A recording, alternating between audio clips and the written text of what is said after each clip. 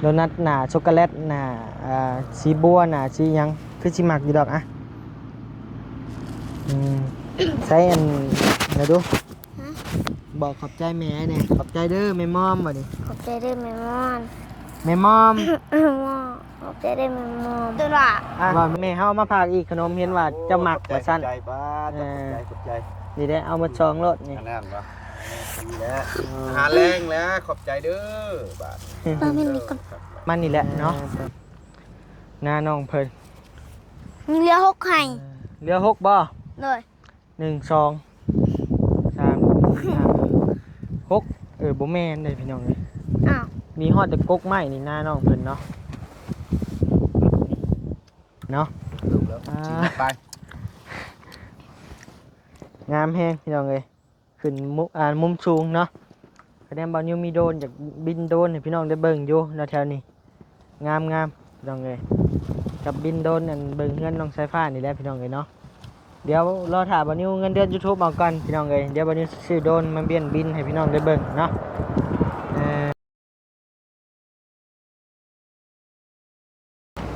ชึบพี่น้องเอ้ยว้าโธ่พี่น้องเอ้ยเปิดคลิปเปิดภาพมาบาดนี่พี่น้องเอ้ยเนาะมาอยู่ที่เฮือนน้องบุญทวีสายผ้าคือเก่าคือเดิมเด้อพี่น้องเด้อเนาะสายฟ้ามาพี่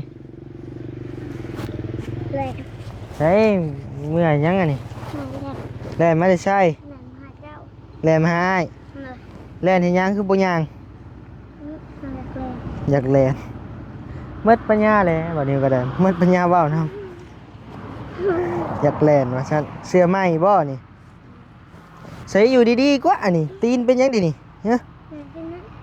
เคินไผเด้นี่ผู้สาวก็คือว่าบ่ได้มีนะพี่น้องเนาะสบายดีพี่น้องเนี่ยพี่น้องเอ้ยเนาะมามื้อนี้ก็มาอยู่นำเพิ่นคือเก่าคือเดิมพี่น้องเอ้ยน้องสายฟ้าพี่น้องเอ้ยและมามื้อนี้บ่นิวกับแม่บ่นิวฝากขนมมาให้น้องสายฟ้าพี่น้องเอ้ยเป็นขนมโดนัทเนาะพี่น้องเนาะนี่แหละโดนัทมีหน้าเด้อพี่น้องเอ้ยเนาะมื้อนี้โดนัทหน้าช็อกโกแลตหน้าสีบัวหน้าสีหยังคือสิมักอยู่ดอกอะใส่อันเดี๋ยวดูบอกขอบใจแม่เนี่ยขอบใจเด้อแม่มอมบ่ดิขอบใจเด้อแม่มอน แม่มอมขอบใจเด้อแม่มอมว่าไม่ค่อยจะอยู่ดีไม่แห้งเจ้ามีแห้งความเจ็บบ่ให้ได้ความเจ็บบ่ให้ได้ความไข่บ่ให้มีความไข่บ่ให้มีคอยเจ้าร่ำรวยให้เจ้าร่ำรวยคอยเจ้าร่ำเจ้ารวยวันนี้ก็ว่าไปเรื่อยๆคือยังไงขอให้เจ้าจะรวยสาธุแม่วันนี้ผากไม่น้องเพิ่นพี่น้องเอ้ยต้นน่ะเนาะต้นนี้เลยผากให้สร้างว่าซั่นเนาะหลายลี้เอาให้ก็ได้ผู้จักสิกินมดบ่กินมดพี่น้องเอ้ยคะแนนว่าเราเมื่อบ้านเนาะให้เราเมื่อผากเมียเราก็คือว่าคักอยู่พี่น้องเอ้ยแต่นี่เรากินผู้เดียวแล้วกับสร้างนะวันนี้ว่าบ่มดอันนี้พร้อมพี่น้องเอ้ยให้ลายโพดพี่น้องเอ้ยเอานะพี่น้องเนาะก่อนอื่นนั่นบัดนี้ก็ขอกราบทักทายสบายดีพ่อแม่พี่น้องเด้อนำมาทุกคู่ทุกคนบ่ว่าจะอยู่ฝั่งลาวฝั่งไทยและก็ต่างประเทศเด้อพี่น้องเด้อเนาะยินดีต้อนรับเข้าสู่ช่อง YouTube บ่าวนิวสะพานบุญเด้อพี่น้องเด้อมามื้อนี้ก็มาอัปเดตเพิ่มเติมบ้านน้องสายฟ้าเด้อพี่น้องเด้อเนาะมาจักสิฮอดคันได้แล้วแหละพี่น้องเอ้ยเดี๋ยวบัดนี้สิพาขับไปเบิ่งอีกเทื่อนึงนะพี่น้องเนาะตามบันนิวแนมเบิ่งนี่ก็ได้ขึ้นมาหลายเติบแหละนิ่งพอนิ่งเพียกเนาะพี่น้องเนาะตั้งนั่นตั้งนี่ก็สิได้หลายเติบแหละตามบันนิวแนมเบิ่งได้พี่น้องเอ้ยเดี๋ยวต้องไปเบิ่งไปถามนำกันพี่น้องเอ้ยเนาะฮอดคันได้แล้วพี่น้องเอ้ยมื้อนี้ก็เดินทางมา2คนกับบ่าวยาวเนาะพี่น้องเนาะบ่าวยาวเดินทางมานำกันมื้อนี้2คน2หนุ่มพี่น้องเอ้ยโสด1ลูกติด1พี่น้องเอ้ยเอาว้าวพอได้มวนได้หัวพี่น้องเนาะครับบ่ได้ว้าวก็บ่ได้หัวก็บ่ได้เห็นแขวพี่น้องเอ้ยว้าวไปเรื่อยๆบ่นี้ก็ได้บุญทวีได้ครับเพิ่นนั่งถาเจ้านั่งท้าอยู่พุ่น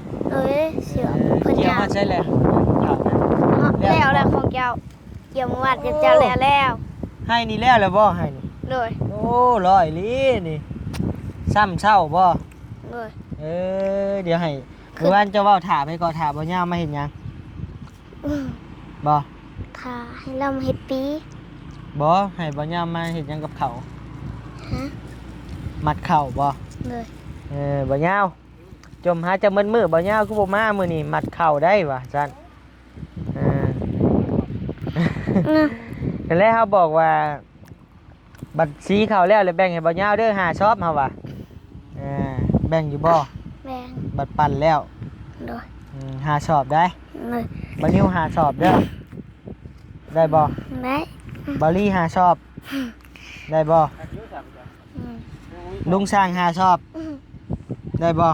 เฮายังบ่ฮู้อัน เฮายังบ่ฮู้ได้บัดนี้มันหลายโพดเลยเด้พี่น้องเอ้ยเฮาเลยยังบ่ฮู้บัดนี้ เฮา ตอนแรก5ช็อปยังธรรมดาให้เหมือนว่าข่าวน้องเพิ่นนี่ตามบันนิ้วเบิ่งหลักๆมันก็ได้อยู่ประมาณ20กว่าสอบนี่แหละไปพี่น้องเอ้ย20เกือบ30 20นี่แหละประมาณ20กว่าๆนิดๆนี่แหละเนาะเพราะว่าหน้าเก้าให้มันก็บ่ได้ลวงบ่ได้ลายพี่น้องเอ้ยหักข่าวน้องเพิ่นงามอยู่ต้องรอเบิ่งรอชมนํกันว่าสิได้จักสอบเนาะเบตาว่าได้30บ่ต้ามาบ่มื้อนี้ เลย มาแต่เช้าผู้บ่ เรามาตอนบ่ายโมง ตอนบ่ายโมงวันได้นี่บ่ เลย บ่ต้ากับไผ มาจับเมียลาว มากับเมียแล้ว เลย2คนลาว โดยเอาแล้ว ตอนเบตามาเฮายังบ่ทันกินเกี่ยวข้าว ยังบ่ได้ขึ้นเกี่ยวข้าวซ้ํ เลยตอน ยังเกี่ยวอยู่ เลย บ่ต้าเกี่ยวซอยบ่ เลย น้องเอ้ยเฮ็ดดีแล้วเนาะมาซอยน้องเพิ่นน้องเอ้ยมารวมด้วยช่วยกันพี่น้องเอ้ยช่วยกันเกี่ยวช่วยกันมัดช่วยกันหามพี่น้องเอ้ยบาดนี้เนาะหามแล้วก็ปั้นข้าวน้ำเด้ไว้ใส่ปลาไว้ใส่ เงินลุง ผู้มาบ่ ลุงนอม อยู่ดีๆนะเขียวนะเพื่อนลุงน้อมตัวเรามาบ่ เรามาทางนั่งให้ ตัวเรามาทางน้ำให้ โอ้ย นี่แหละคะแนนเพื่อนเจ้าแล้วท่านนั่นกะเอาไว้เพื่อนเจ้าก็ได้ก่อขึ้นเนาะ เลย ก็คือสิได้อยู่คะแนนว่าก่อแล้วท่านพี่น้องเลยเก็บไว้ในนี้อยากกินแล้วก็ไปซีเอาพี่น้องเลยยังบ่ยากแล่นแป้วเพื่อนลุงเนาะมีแต่หามจ้างรถไปเฮาอยากไปซีก็หามขึ้นรถ30 สอบก็สิอยู่ได้ดอกปีหนึ่งพี่น้องเอ้ยน้องเพิ่นกิน2คนนี่ก็ได้ ลูกไก่ปีน ทั้งเลี้ยงไก่เลี้ยงหยังก็ได้อยู่เนาะ เลยให้ ปีหนึ่งสำหรับน้องเพิ่นกิน2คนได้พี่น้องเอ้ยคันบ่มีไผมาเอาเนาะสำเช้าก็สอบนี่รอดสบาย2 คนจังแล้วน้องสายฟ้าสิลักไปขายเห็นอายนอนหรือว่าแบกขึ้นไปขายบ่ได้แต่นะ หาแบบบ่ได้ บ่ได้ฮอดปี หาแบบบ่ได้ เอาได้นะพี่น้องเนาะวันนี้ก็สิพาเขาไปพู้นแหละไปเบิ่งเฮือนเบิ่งซ่านเพิ่นฮอดใช้แล้วพี่น้องเอ้ยเนี่ยเอาอันนี้ไปผากสร้างก่อนนะพี่น้องเนาะ ไป ไป ยัง ไป ชะอี ไปไป เชื่อจะหมอกหู สบายดีเด้อบ่ยาวชาแนลบ่ยาวคันลาดพี่น้องเอ้ยไอ้เลยบ่ ไปเดี๋ยวจะ โดย ข่าวหนึ่งเบิดแห้งอยู่นี่ มันแห้งบ่ เราที่น้องมึงก่อน โดย ภาษาเบิ่งอยู่นี่ เบิ่งตำหุงบ่ ไปยัง ไปเอาเข้าในพุ่นแล้วไปจวดคนเล่น มาเยี่ยมมายามมาอันนั้นพี่น้องเลยเนาะมาอัปเดตเพิ่มเติมให้พี่น้องได้เบิ่งได้ส้มน้ำกันพี่น้องเอ้ยเงินน้องบุญทวีสายฟ้าไปฮอดคันได้แล้วเนาะต้องไปเบิ่ง ช่างกำลังนอนพักผ่อน สร้างพักผ่อนบ่ เลย นอนกลางดินกินกลางทรายแล้วก็ได้ก็ใช่นอนก็นอนตากแดดอีกบาดนี้พี่น้องเอ้ย นอนติดเลย คือบ่ไปนอนอยู่ในกกขอกพูนจังเย็น แล้วบอก บุญทวีเอ้ยเอ็ดพี่เหลืออยู่ได้ใช่ผ้าไหมพี่เอ็ดพี่เหลือกินข้าวกินน้ำเลยบ่จักเครื่องบ่ส บายดีเลยกำลังซักเครื่องกินข้าวเลยบ่จ้ะซักเครื่องแล้วเกี่ยวข้าวบัดนี้ ชาบันนี่ ไปไปเลยให้เราไปซักเครื่องก่อน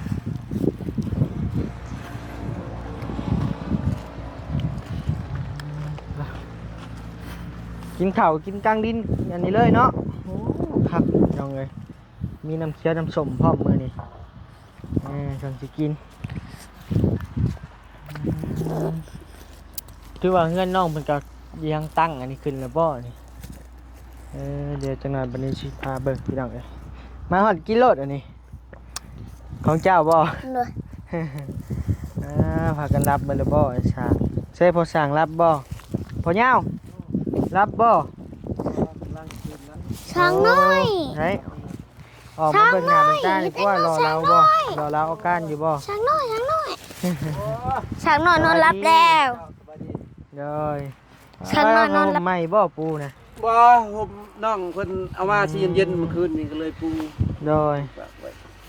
เดี๋ยวเด้ ฮิต เต้นใหม่พี่น้องเอ้ยเนาะเต้นบาลีซื้อมาให้พี่น้องเอ้ยโตงามโอ้ยว้าว ตื่นเด้ ไม่เห็นเดี๋ยวนี้อันนี้ เออ เกือบหัวใจวาย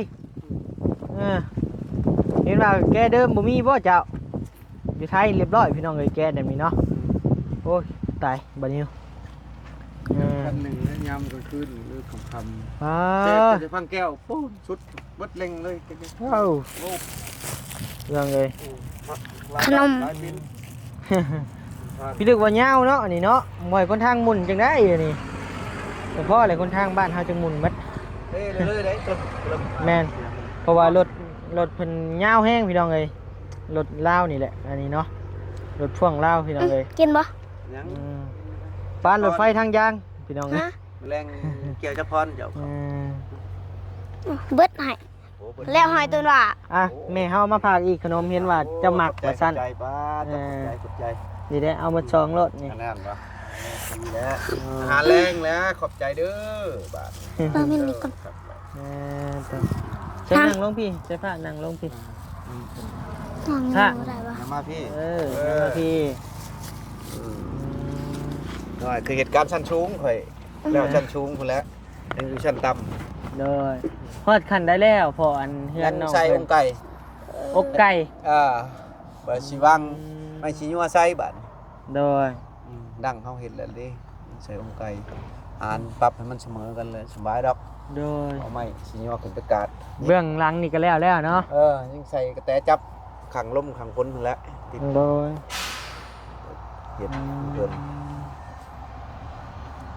แห้งเลยงานมันใหม่กว่ายาว ไว้อยู่พี่น้องเลยเนาะกำลังใส่อกไก่กับอันเน่งเทียบเชียนั่นแหละพี่น้องเลย ยาว่า เสร็จ คือว่ายาว่าเราสิแกงน้ำไม้เราเอาแมลง แมนบัญญัติสิแกงน้ำไม้สิกินมื้อแรงเกี่ยวข่าวท้าขึ้นมาก จังหน่อยก็ลงเกี่ยวข้าวแล้วนี่แล้วเลยบ่หายโอ้แล้วเลยเนาะ นี่นั่นเด้เป็นมาช่วยลุงมาช่วย ลุงบ่มาซอย น้ำยันเข่าล้านล้ม แม่นแล้วดีแล้วมาซอยกันใช้เพิ่นเมื่อแล้วบ่ จังหน่อยมา จังหน่อยมา ดีสิจงอันนี้ว่าให้เพิ่นเด้ โดยแบ่งให้เรานี่จงให้เรานี่น้อยนึง แน่น แบ่งกันกิน มากับเมื่อกินนี่แล้วมานั่งน้ำคอยแล้วคอยพัดกินข้าวเคยพักผ่อนอะไรจักหานาทีป่ะแห้ง โดยแม่นแล้วพักผ่อนน้อยนึงแล้วจังหน่อยจะขึ้นไม้เนาะ คืนนี้ก็นอนเต็มตีอื่น3 โมง โดย 3 โมงยังเลยห้องเมื่อมากอะนอนหนูก็รับขอบแขก คือใต้นี่พี่น้องเลยเนาะผู้เฒ่า ถ้าน้องตื่นขึ้นมาก็ดังไผ่หนุกนุ่นเลย ก็เป็นบ่ดังให้ ครับแขนหลังไปคืนเก็บเอามันแห้งคนมาตก เนี่ยจะนอนตื่นช่วยโพด ถ้านอน แล้วก็เลยยันดึกหนึ่งข่าว เขา ให้ นอ ซะ นตื่นพวกเขาเจ๋งออกในหนึ่งเขาก็ตื่นเลย จักโมงแจ้งเจ้า มันมา6-7 โมง 6-7 โมง เป็นก่อยชิลงเวียด 6 โมงเขานอนตื่น แล้วก็หนูเห็นเจ้าแล้วก็สร้างน้อยยังบ่ทันตื่น สั่ง นอนแข่งกับเจ้าแล้วสั่งนอนขักแล้วแมวประกวด อืม อยู่หันแล้วแมวกวนบ่ แม่นแล้วเนาะ กับไก่ทางรถคนนี้ เลย คนสองเนาะมาแล้ว ทึมถ้ำดิ แม่น คุ้มเราอยู่ข้างเงินเที่ยงซ้ำดิ อืม เออ แล้วขับรถหนึ่งเขาด้วยเลยเราปล่อยจับห้อง รอ นี่ ตัวนี้คนหญ้าหลายเนาะเข่าเพิ่นนี่ท่านคน เข้าเพิ่นบ่เบิ่งนี่กะ แม่นเบิดเลยแม่นเราบ่หำตัวนี้แม่นบ่ แม่น ชาวปลายๆนะ ชาวไป อืม ๆกะน้องเพิ่นกินผู้เดียว2คนเหมือนกันได้อยู่ดอกปีหนึงได้อยู่ กันชอบบ่ใหญ่ได้ชอบใหญ่จังหวะนี้แหละ สอบจืด ต้องรอเบิ่งเรือชมไปนำกันพี่น้องเอ้ยเนาะเรื่องเฮ็ดเรื่องซ่านกะนี่แหละกำลังดำเนินการพี่น้องเอ้ยเจ้าว่าอีกโครงหลังคาอีกประมาณจักมื้อแล้วเจ้าว่า คันบ่ขนาดนั้นก็ประมาณ4มื้อ5มื้อนี่แหละ โดย คิดไปปลายนะ โดย เดี๋ยวเฮาสิแอมแต่งโซล่าหันสิลายก็ต้องมื้อหนึง2มื้อ โดย เอาตีขอบตีหยังอ้อมเบิดเลยแอมแล้วใส่ขาว โดย ใส่ขาวของมื้อสิ แต่แนมมันโซล่านี่มีสวรรค์ไร้สายเนาะคักเนาะ แม่น 600,000บ่ถามตอนนั้น มันมีเสียบไฟฟ้านี่นะ โดยจำเป็นเนาะสวรรค์จะมีจักอัน อันเดียว สร้างเนี่ยเพิ่นเฮ็ดเป็นบ่ซะ บ่เป็นหยังแล้วมีแต่ซอยนั่นเดียว เอ ซอยเดียว ยันว่าเพิ่นเป็นแหละเฮามีอยู่สวรรค์นั่นนี่จ้ะสิมาเสริมให้อะนะคะแนนเพิ่นบ่เป็นเลยก็แล้วแหละ นี่ แม่นเพิ่นเป็นนี่คักอยู่แบบเจ้าจับเบิ่งหนึงแล้วจับเบิ่งหนึงก็ยิงตาใช่รถไว้จัง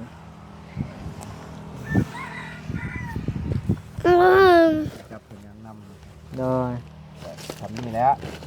ขาปานใด ได้แล้วเอา2คนนี่ก็โอเคแล้วเฮาว่าเอามาหลายคนมันก็นี่แหละเนาะโอ้ การกินการอยู่ เดี๋ยวกันสั่นก็ฮักเลยโอ้ยพี่น้องเอ้ยเนาะไม่กันสั่นบัดนี้ก็สิตายละ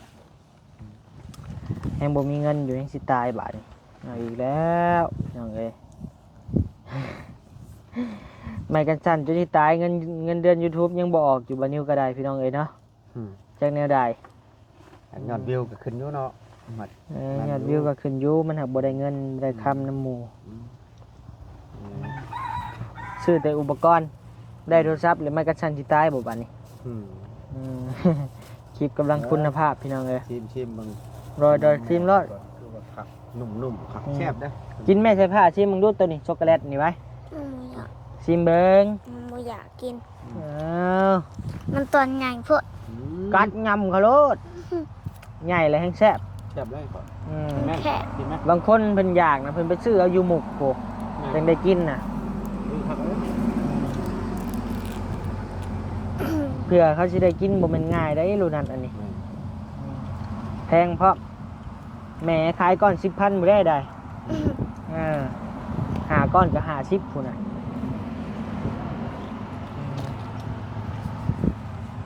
ขันทำไปจ้า นัวดีเนาะเนาะ ฮะ นุ่มดีครับ นุ่มบ่ ครับ ขายอยู่ตลาดเชโน่เด้ตลาดแรงเชโน่เราขายมาแล้วพี่น้องเอ๋ยเนาะเบิ่งเดียววันนี้สิพาขึ้นไปเบิ่งอยู่เทิงก่อนพี่น้องเอ๋ยเนาะฮอดขันเลยแล้ว ถึงรถตักคู่ไว้เพิ่นล่ะตักเนาะ แน่นบ่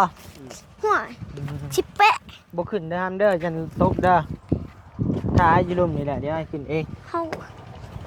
ตอนเขาขึ้นเป็นน้ำลาวทูง บ่ ไง ขึ้นก็ย่าตอนนี้ ฮะ ย่าน ญาติบ่ แม่ เขาบ่ญาติมาได้เขา อ้ายนี่ย่านอ้ายย่านจะตก ตก อึ๊บอ้า เคย ตก ขึ้น พี่น้ ได้ อง เขา บ่ขึ้นมาได้ครับ เขาขึ้นได้นักเตะเจ้าระวังมันพลาดเด้อ ป้าโตพี่น้องเอ๋ยเนาะมุมสูงเด้อพี่น้องเด้อเนาะมุมสูงของบ้านน้องบุญทวีสายฟ้าพี่น้องเอ๋ยป้าพอดีขึ้นมากกันนี่แหละพี่น้องเอ๋ยเนาะ รู้สึกทรายนี่มา สายฟ้าพี่น้องเอ๋ย จะสื่อทรายนี่มา โต จะสื่อทรายนี่มา ให้นี่แล้วพี่น้องเอ๋ย บ่ ให้นี่ก็แล้วนี่เนาะเดี๋ยวเบานิ้วชินับเบิ่งเนาะว่ามีจังไห้เนาะ1 คือเป็นหนักว่ะ 3 4 ทรายสโลว์ 5 6 7 8 9โอ้นี่แหละประมาณนี้แหละพี่น้องเอ๋ย นี่แหละเก้าให้ประมาณนี้แหละเนาะหน้าน้องเพิ่น เรือหกไข่ เรือ6บ่ เลย 1 2 3 4 5 6บ่แม่นเด้พี่น้องเอ้ย อ้าว มีฮอดแต่กกไม้นี่หน้าน้องเพิ่นเนาะเอาละเดี๋ยวแป๊บเดียวก็แล้วดอกพี่น้องเอ้ยเนาะให้มันก็บ่หลายปานใดพี่น้องเอ้ย อืม มื้อนี้อาจจะแล้วอยู่ให้นี่พี่น้องเอ้ยตามบัดนิวเบิ่งเนาะเดี๋ยวบัดนิวจังหน่อยบัดนิวสิลงไปซอยน้องเพิ่นอาจจะแล้วให้นี่ได้พี่น้องเอ้ยเนาะเว้าเรื่องเฮือนบัดนี้เรื่องเฮือนเรื่องซ่านบัดนี้อกไก่เพิ่นเอิ้นตัวนี้แล้วเดี๋ยวเพิ่นกำลังนิ่งเพียกพี่น้องเอ้ยเนาะนิ่งเพียกเฮ็ดอกอันบ่พอเพิ่นเอิ้นหยังทางกลางนี่ มาลงไก่น้อย อกไก่น้อย ตัวซ้อน โอ้ยังเหลืออกไก่น้อยพี่น้องเอ้ยแล้วก็อกอันทางล่างบ่ได้ใส่บ่พอ บ่ บ่ได้ใส่เนาะ พาดสิมาลงเลยตัวนี้คำกลางเนี่ยมันโยดเด้ โดย มันแข็งมันเสมอกัน สูงเติบพี่น้องเอ้ยบ่นิ้วขึ้นมาก็ได้เนาะ ถูกเติบแล้ว อ่า ชี้ไป งามแฮงพี่น้องเอ้ยขึ้นมุมสูงเนาะคะแนนบ่นิ้วมีโดรนอยากบินโดรนให้พี่น้องได้เบิ่งอยู่แถวๆนี้งามพี่น้องเอ้ยกับบินโดรนอันเบิ่งเฮือนน้องสายฟ้านี่แหละพี่น้องเอ้ยเนาะเดี๋ยวรอถ่าบ่นิ้วเงินเดือน YouTube เอาก่อนพี่น้องเอ้ยเดี๋ยวบ่นิ้วซื้อโดรนมาบินให้พี่น้องได้เบิ่งเนาะและเฮือนน้องเพิ่นหลังเก่าพี่น้องเอ้ย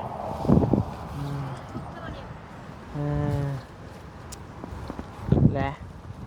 เอาเดี๋ยวบ่นิ้วลงหลุมก่อนพี่น้องเอ้ยเนาะมาฮอดเทิงพี่ได้จังได๋บ่นิ้วก็ได้ค่าลงสิลงเป็นอยู่บ่ล่ะพี่น้องเอ้ยโอ้บักชันๆนี่อ้าวอย่า